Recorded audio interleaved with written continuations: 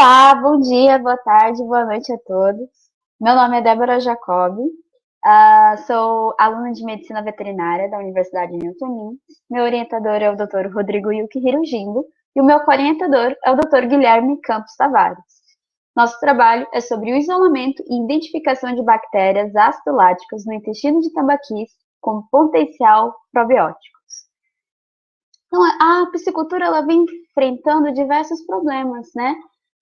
Dentre eles, os patógenos, né? As doenças que acabam prejudicando economicamente a produção e os produtores. Então, por conta desses patógenos, dessas doenças, os produtores eles vêm utilizando antibióticos e quimioterápicos de maneira errônea. E isso acaba mais por agredir o ambiente e a produção do que resolver o problema, né? Então, como uma alternativa, os probióticos, os prebióticos e imunoestimuladores, eles vêm ganhando mercado nos últimos tempos. E o que são esses probióticos, né?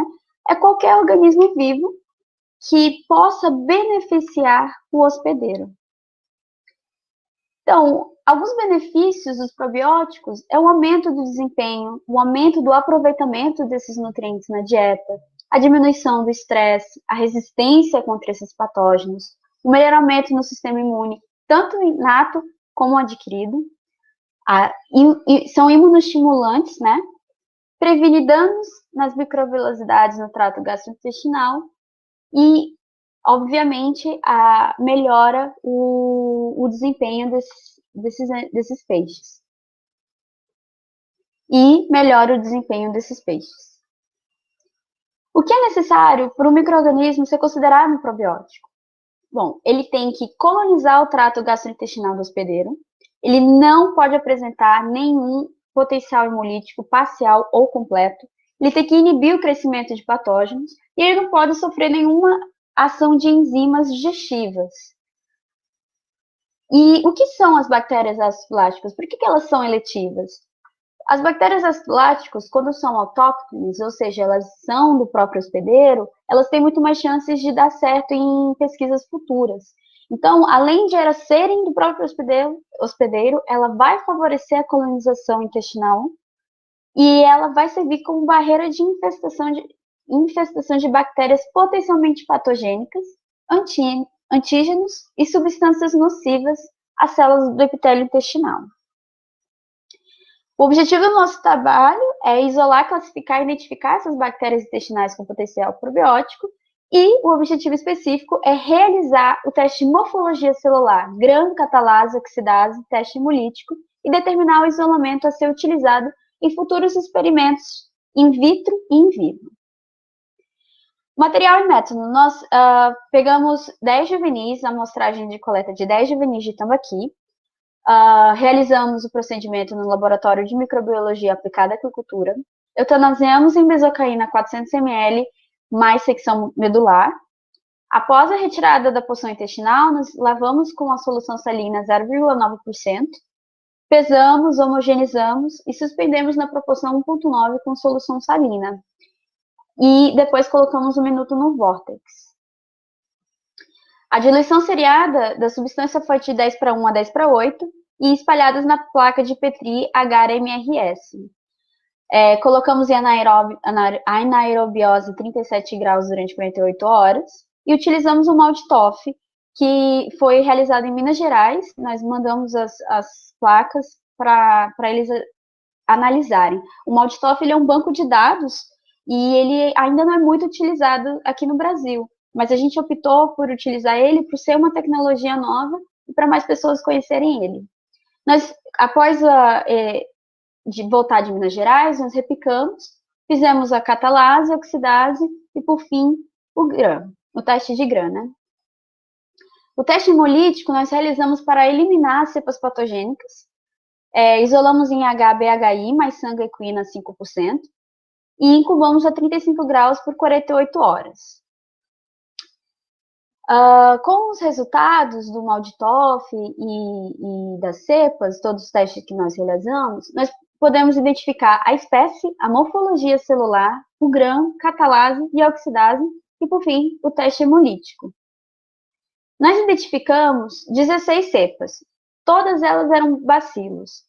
A maioria delas eram gram-negativos, tirando o Bacillus cereus e o Clostridium butyricum. Catalase negativa, somente o Clostridium butyricum. Oxidase positiva, somente o Bacillus cereus. E o teste hemolítico, o único resultado que foi o que nós estávamos esperando, foi o Clostridium butyricum e o Citrobacter freudi. Esses dois que estão marcados aqui. E por que o Bacillus cereus também está marcado? Porque ele veio com uma surpresa. A gente acreditava que, por conta de muitos relatos na literatura, diz que o Bacillus cereus ele passa no teste hemolítico, ele seria umas bactérias acidoláticas de eleição. E no nosso teste, ele deu o teste hemolítico, ele deu, infelizmente, negativo para esse teste. Então, a gente destacou ele por conta de ser uma surpresa mesmo na nossa pesquisa. O Enterobacter cobae, ele é gram-negativo, ele é anaeróbico, oxidase negativa. Ele é capaz de produzir histamina, o que é perigoso, e ele tem resistências a antibióticos. A Escherichia coli é uma bactéria potencial patogênica, ela pode ser transmitida por fezes ou ingestão de água e alimentos contaminados, e é resistente a antibióticos. A salmonela, ela é um problema zoonótico, ela possui diversas formas de transmissão, e o isolamento pode estar associado a fezes de aves e outros animais que ficam na redondeza dos viveiros. A Edwardsella tarda é um patógeno amplo, multifatorial, oportunista. Ele acontece muito quando há mudanças de temperatura e qualidade na água e superlotação influencia muito para o surgimento da Edwardsella. O Citrobacter freudi, né, é um patógeno oportunista com alta mortalidade em peixes. Ele afeta peixes de produções e ornamentais. Ele pode ser tanto por contato direto ou por consumo do pescado. E ele também possui resistência a antimicrobianos com tetraciclina e ocitetraciclina. Mas no nosso teste hemolítico, a gente pode observar resultados favoráveis para ele ser eletivo. O Bacillus cereus, né, vários estudos apontam que ele é um excelente potencial, porém no nosso teste ele infelizmente deu resultado negativo, ou seja, no hemolítico ele causou hemólise no sangue. O Clostridium butyricum, ele é uma bactéria acidolática com muito potencial probiótico, vários artigos já constataram que ele é muito bom, ele está dando resultados positivos. E ele ajuda no crescimento, no equilíbrio, ele estimula o sistema imunológico e ele já está sendo utilizado em algumas espécies de peixes. Então, a conclusão, a necessidade de desenvolver probióticos específicos para a espécie que nós estamos pesquisando é fundamental, pois o que acontece no mercado, muitos dos probióticos existentes são derivados de isolados bacterianos de outras espécies, e isso diminui a eficácia.